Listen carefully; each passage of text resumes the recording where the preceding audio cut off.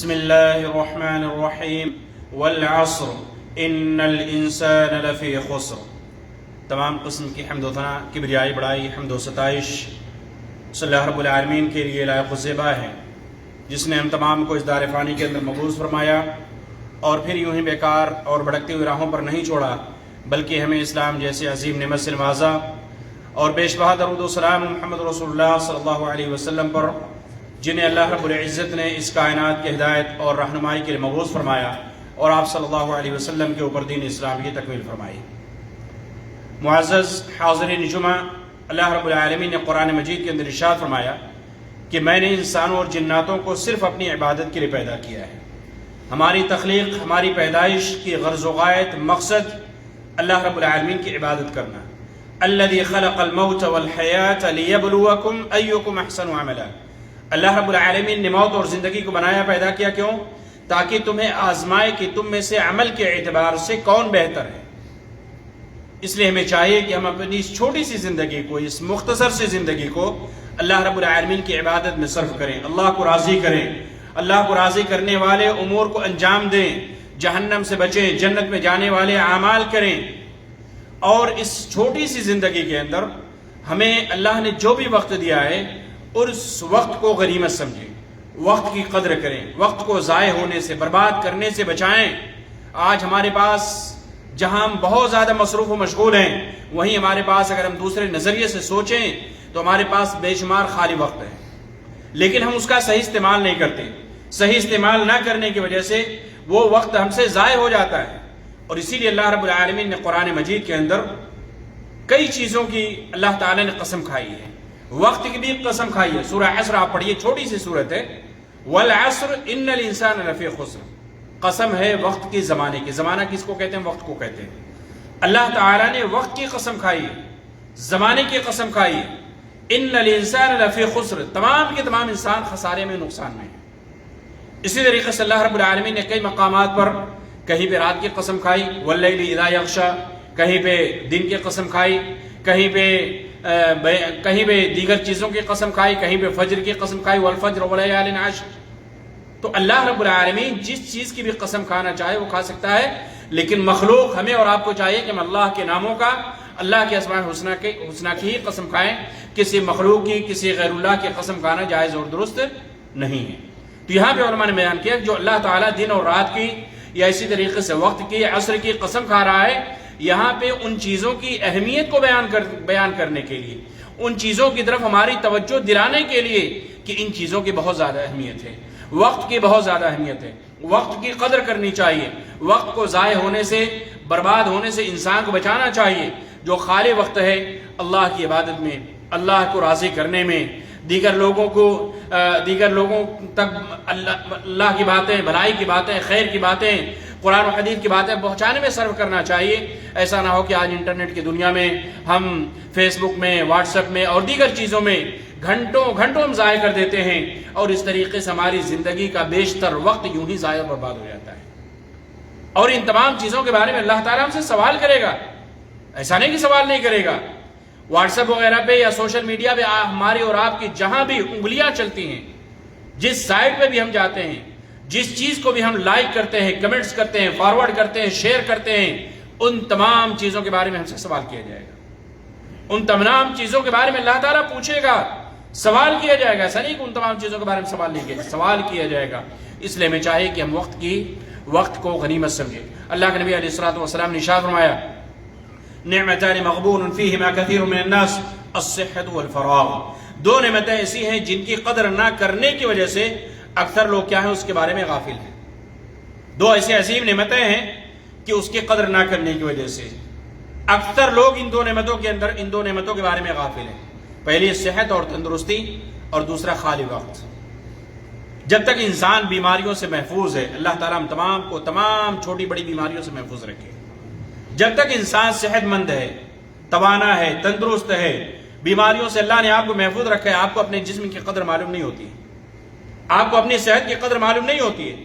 لیکن جیسے ہی آپ چھوٹی سی بیماری کے اندر اللہ نے آپ کو مبتلا کر دیا، نزلہ ہو گیا، زکام ہو گیا، بخار ہو گیا، ہفتے 10 دن آپ پریشان رہتے ہیں، آپ کی زندگی سکون کی نہیں گزرتی ہے۔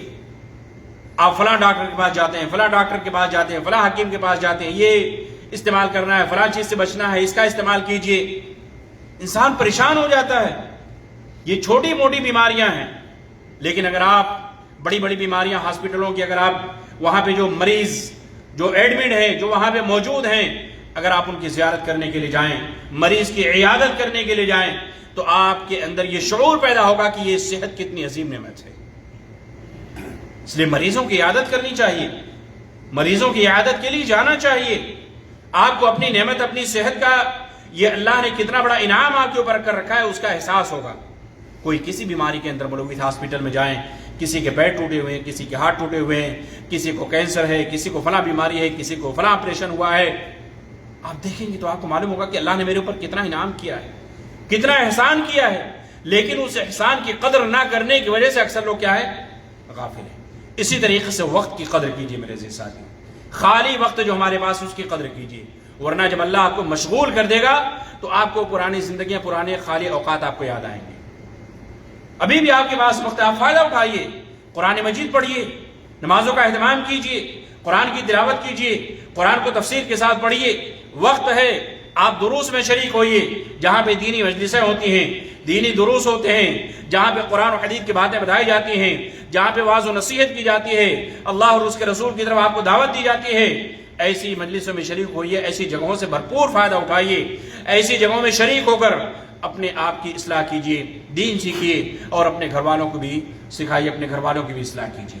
اسی لیے اللہ کے نبی صلی اللہ علیہ وسلم بیان فرمایا، دو نعمتوں کی قدر نہ کرنے کی وجہ سے اکثر لوگ کیا ہیں، اس کے بارے میں غافل ہیں. ایک صحت اور تندرستی، اور دوسری کیا ہے، خالی وقت. اللہ کے نبی علیہ الصلوۃ والسلام نے ارشاد فرمایا کہ لا تزول قدم عبد حتى يسأل عن اربع، کہ قیامت کے دن بندے کے قدم آگے نہیں بڑھیں گے یہاں تک کہ اس سے 4 چیزوں کے بارے میں سوال کر لیا جائے گا. اور وہ قیامت کا دن، جسے قیامت کے بہت سارے نام ہیں، اللہ تعالیٰ نے ان ناموں میں سے ایک نام ذکر کیا ہے، یوم یجمعکم لیوم الجمع ذالک یوم التغابن.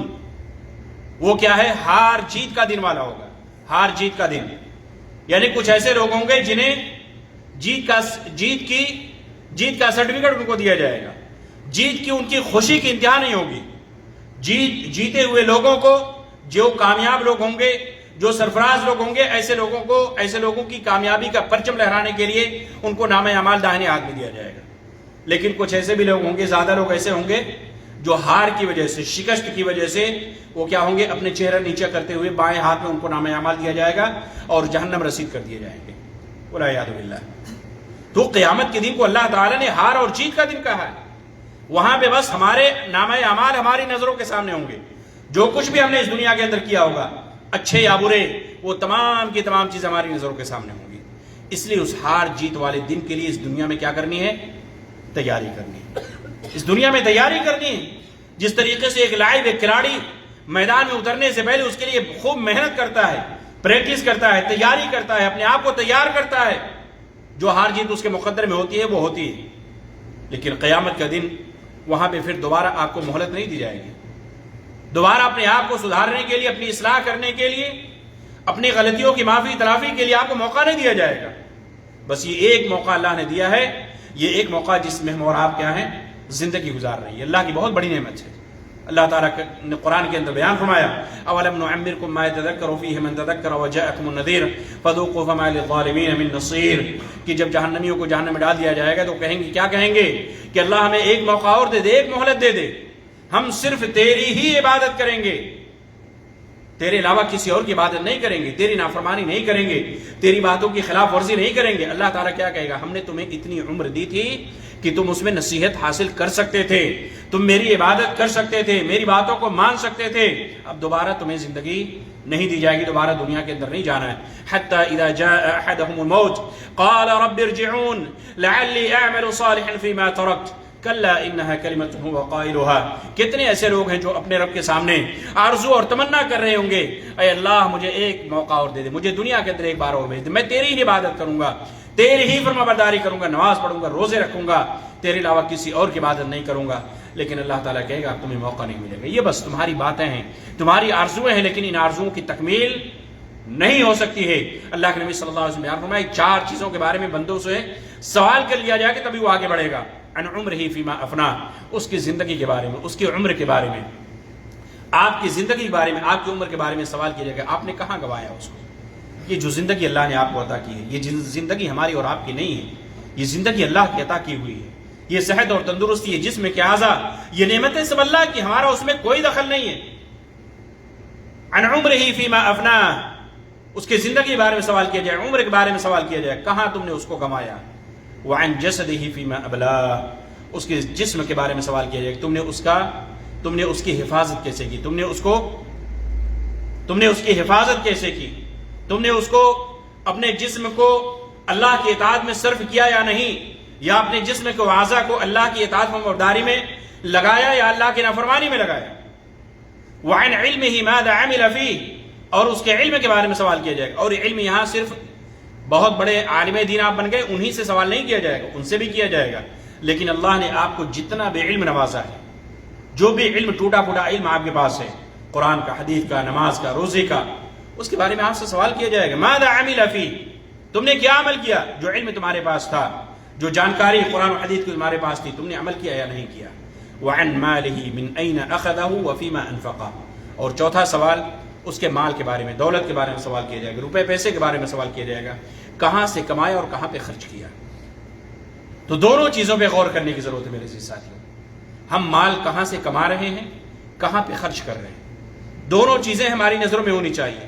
حلال جگہوں سے کمانا، حلال چیزوں سے رزق حلال تلاش کرنا، اور پھر اس رزق حلال کو حلال جگہوں میں خرچ کرنا، ان جگہوں میں خرچ کرنا جہاں پہ خرچ کرنے سے اللہ راضی ہو۔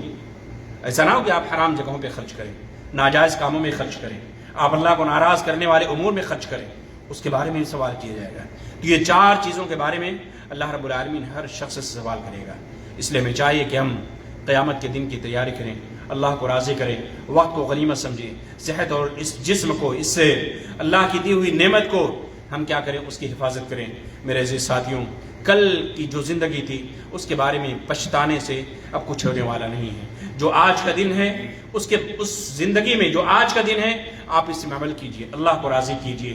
کل کا آنے والا کل کسی کو نہیں ملا ہے، کل کا آنے والا دن آرزویں ہوتی ہیں، تمنائیں ہوتی ہیں، میں یہ کر لوں گا، وہ کر لوں گا، یہ بنا دوں گا، وہ بنا دوں گا، لیکن کتنی آرزویں ایسی ہوتی ہیں اس دنیا کے اندر رہ کر انسان چھوڑ کر چلا جاتا ہے، آخرت کے سپرد ہو جاتا ہے، آخرت کے سفر کی طرف کوچ کر جاتا ہے۔ اس لیے اللہ کے واسطے دنیا میں بدمست ہو کر، دنیا کی زندگی میں بدمست ہو کر آخرت کو بھول نہ جائیں، اپنے رب کو راضی کریں، اللہ کو راضی کرنے والے امور کو انجام دیں، اللہ کو ناراض کرنے والی چیزوں سے بچیں، اپنے وقت کو غنیمت سمجھیں، اپنے جسم کی قدر کریں، اپنے جسم کی حفاظت کریں، اپنے جسم کے اعضاء کی حفاظت کریں، ایسی چیزوں کے استعمال سے، ایسی چیزوں کے سیون سے جو شریعت نے حرام قرار دیا ہے، جو آپ کی صحت کے لیے نقصان دہ ہیں، ایسی چیزوں کے استعمال سے بھی انسان کو بچنا چاہیے، کیونکہ یہ جسم یہ ہمارا نہیں ہے، اس لیے ہم جو چیزیں ہم چاہیں حلال حرام سب استعمال کریں، یہ ہماری مرضی نہیں چلے گی بلکہ اللہ کی مرضی چلے گی۔ اللہ نے جن چیزوں کو حرام کیا ہے اس کا استعمال کرنا، اس کا کھانا پینا کیا ہے، حرام ہے۔ اس لیے اللہ رب العالمین سے ہم سب مل کر یہ دعا کرتے ہیں کہ اللہ تعالی ہم تمام کو اپنے حفظ و امان میں رکھے، اللہ تعالی ہمیں صحت و عافیت سے نوازے، اللہ رب العالمین ہمیں ہر بلا سے، ہر مصیبت سے، ہر دکھ اور پریشانی سے، ہر چھوٹی بڑی بیماریوں سے اللہ تعالی ہماری حفاظت فرمائے۔